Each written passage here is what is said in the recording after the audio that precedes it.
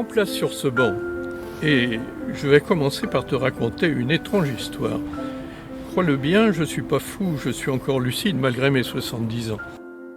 Voici les faits. Il y a 50 ans, j'habitais Bordeaux et menais une vie estudiantine à l'école des Beaux-Arts. Quelle belle période ce fut! J'étais entouré d'amis, on ne se quittait guère.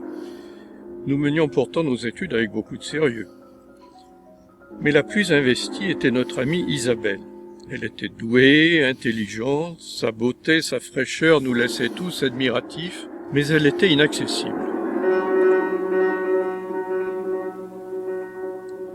Elle s'était fiancée à son ami d'enfance, qui m'apparaissait plutôt timide et effacé. Je crois qu'il s'appelait Julien. Ils étaient toujours ensemble.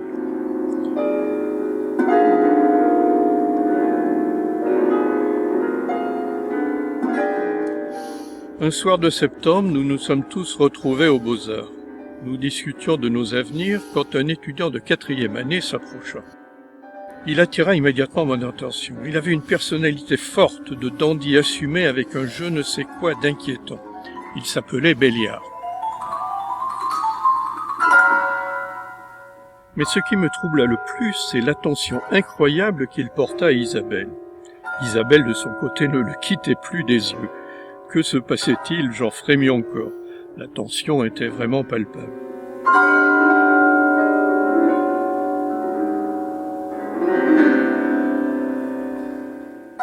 Et ce que je prévoyais arriva. Très vite, Isabelle ne quitta plus Béliard, il devint son chevalier servant. Il lui tenait des théories ambiguës sur la beauté, la jeunesse. Elle en était flattée.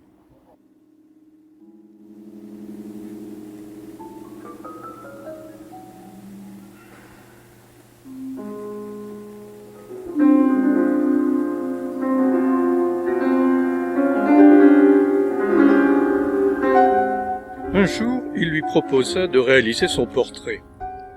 Isabelle apparut sur l'image merveilleuse de candeur. Elle mit son portrait dans un grand cadre doré et s'exclama devant nous tous « Je donnerai mon âme pour rester toujours ainsi ». Quant au fiancé, il était toujours là, dans l'ombre presque.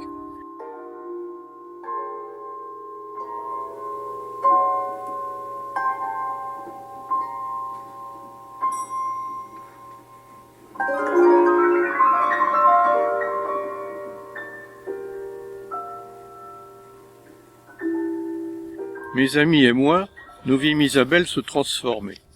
Sa beauté naturelle devint beaucoup plus artificielle. Une forme d'arrogance la gagna. Notre ami nous échappait complètement.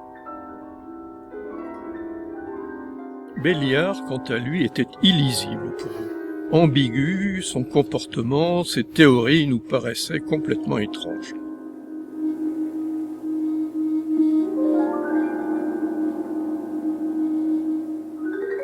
Et puis, c'était prévisible, à la vue du portrait, Isabelle et Julien eurent de nombreuses disputes.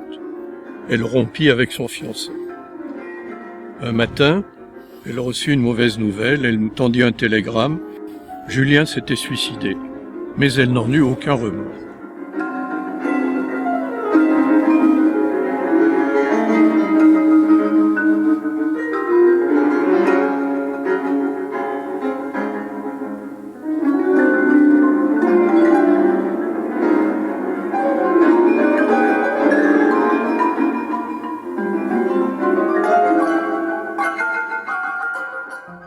Le temps passa, je partis à l'étranger.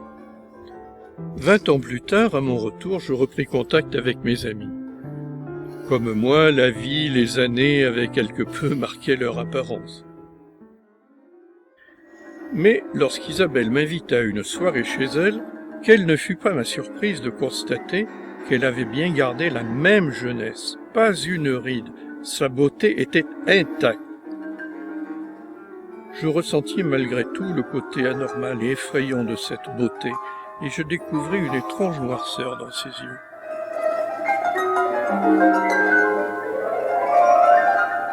Elle menait une vie de séductrice, dévoyée, sans scrupules, noctambule et débauchée, semant la peine et les passions dévastatrices.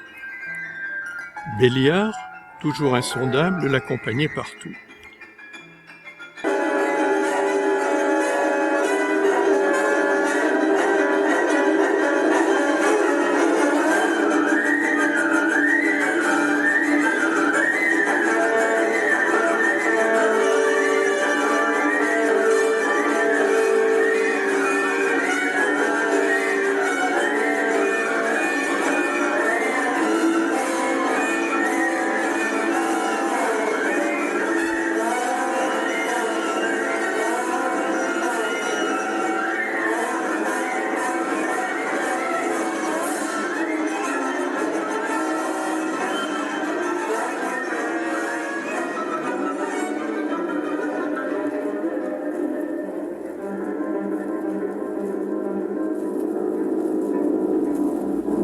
Mais au fur et à mesure de ses méfaits, le portrait enlaidissait de jour en jour.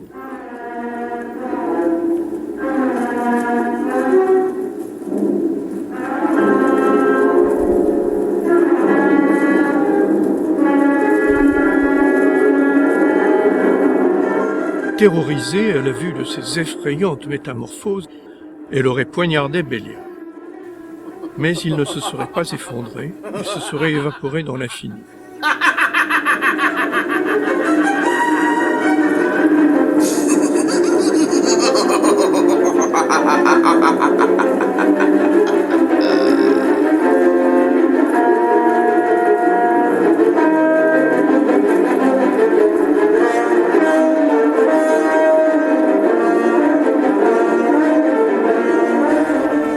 Moi, je suis reparti longtemps.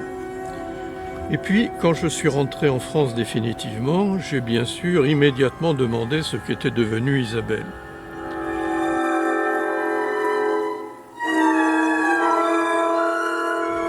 Elle aurait pris peur en regardant son tableau qui enlaidissait journellement. Elle ne sortait plus qu'à la nuit tombée, longeant les murs et rentrant à l'aube, se claquemurant dans sa demeure.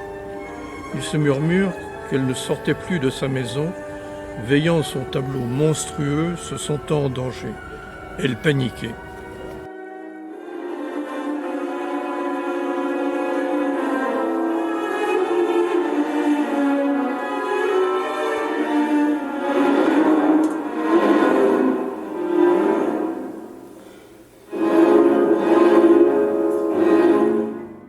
Et voilà qu'on arrive à la fin de cette tragique histoire. Le journal Sud-Ouest fit état de la découverte mystérieuse du corps d'une femme, vieille et très laide, un couteau planté dans le cœur, au pied d'un tableau d'une jeune femme d'une très grande beauté.